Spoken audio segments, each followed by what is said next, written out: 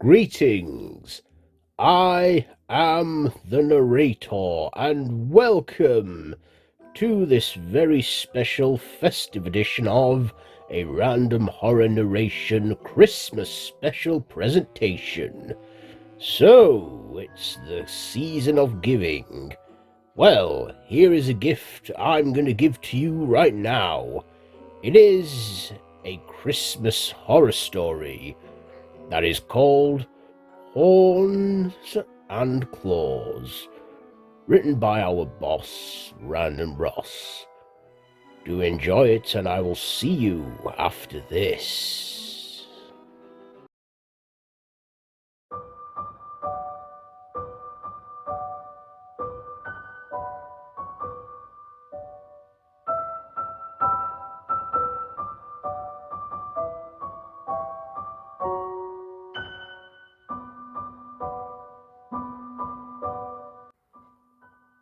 December 5th, the eve before St. Nicholas Day, where the Christmas icon known as St. Nicholas or Santa Claus or Father Christmas, Kris Kringle, going by many names, is celebrated for the things that he did in life that made him a saint, also marking the day that he died and would become a saint.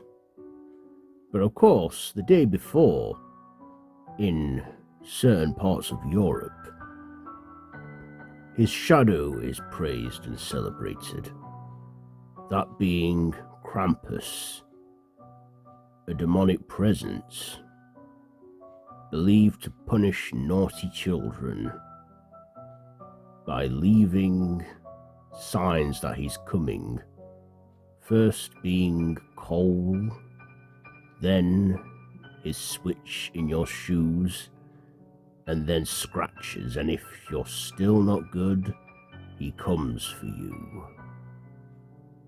Of course, this is just a folk story, right? Well, over the past few years, a series of brutal murders have unfolded in various cities and towns, where during the month of December, all the way from December 5th to Christmas Eve, families have all been murdered by some deranged man, believing the killer to be using some clawed object like a glove, and even impaling the victims, mainly the family matriarchs, with what seems to be a horn.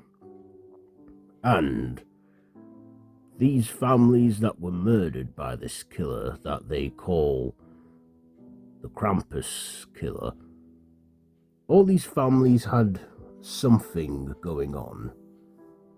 They were dysfunctional, had children that were always arguing or fighting, being naughty, and they all received strange calling cards before they would be murdered. Them being lumps of coal found in their house, a switch in their shoes, and, of course, one of the family members waking up with scratches on them, not knowing how they got there. And of course, then, a few nights later, they would all be brutally murdered in that manner. One family had received these calling cards from coal to the switch in the shoes to one of the family members getting a scratch on them. And then, a couple nights later, one of the children woke up hearing a noise downstairs, going all the way down to investigate. At first thinking, could it be Santa? But then they come face to face with a man in a Krampus costume, with what looks to be sharp horns customized onto the mask, with gloves that have razor-sharp bladed claws on. Just as he's about to attack, a whole SWAT team burst in, as it was a trap. The family matriarch, being a police officer, arrests him for the murders and removes his mask. Whilst in the interrogation room, he is identified to be none other than just a regular person. The man is identified as none other than Noel Snow, a dangerous man who had been committing these murders every year in different cities and towns. After being interviewed, he was asked by detectives why did he do this. His motives were to punish the naughty, and it also made him happy, stating that people dress up as Santa Claus every Christmas. Why shouldn't someone dress up as his shadow Krampus? I just added the horns and claws for effects. The detective, disgusted with him, has him put into the cells, and as he awaits trial, he finds in his cell a piece of coal. Thinking nothing of it, he goes to sleep, only to wake up where, outside his cell, his shoes had a switch inside. And, thinking that the police are playing a sick joke, they take him out of his cell and transfer him to a more max secure unit. When arriving at his cell awaiting trial, he then falls asleep in his cell. December 24th, Christmas Eve. Noel awakens with a sharp pain on his ribs. Looking, he reveals to have 3 scratches on him. Then, all of a sudden, he feels the presence of something. Something unnerving. There, appearing right before him, is none other than the real Krampus himself. Noel, wondering, what the fuck is this? Is this some sick joke you're playing? Okay, joke's over, I get it. Then, Krampus tells him this is no dream. You have been very naughty, doing my job for the last few years. But you go as far as to take life. I merely taunt them, fear them into being nice. I only ever take the naughty children, if absolutely necessary. The children who grow up to be a waste of humanity. You, my friend, you fit that description. Don't you remember me, Noel? Said Krampus.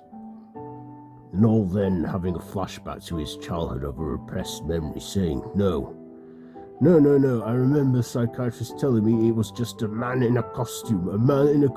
You were a naughty boy, abusing and being horrible to your brother and your family. I had to punish you. Remember all the signs I gave you? The coal, the switch in your shoes, the scratch on your mother. Who killed them? And you would have grown up to be a deranged serial killer, but you used my persona, making out that I just kill for the joy of it. When I don't, I collect and punish souls. So what are you going to do to me? Noel said, I'm going to punish you. Then, as a guard is patrolling, a scream is heard from Noel's cell. The guard quickly opens the door and comes to a horrific, gruesome scene as Noel is ripped to shreds, his body clawed and mutilated, his body stamped on, and even a switch ran down his neck. Blood everywhere. The guard horrified. When crime scene investigators arrive the next day to the scene, they ask, what kind of a person did this? How did they do this? He was locked in his cell, the guard said, saying no one could get in there unless they had a key. Well, said one of the detectives, he was a vile, horrible man. I guess he got his just desserts. I can't say he's going to be deeply missed, but still, who would do this? All that is known is that he did not die instantly, as Krampus wanted him to die slowly and suffer before succumbing to death. There on a snow globe, Krampus has his soul. Noel's soul in a snow globe where he places it on a shelf in his workshop. Krampus sits down in his chair with a fire and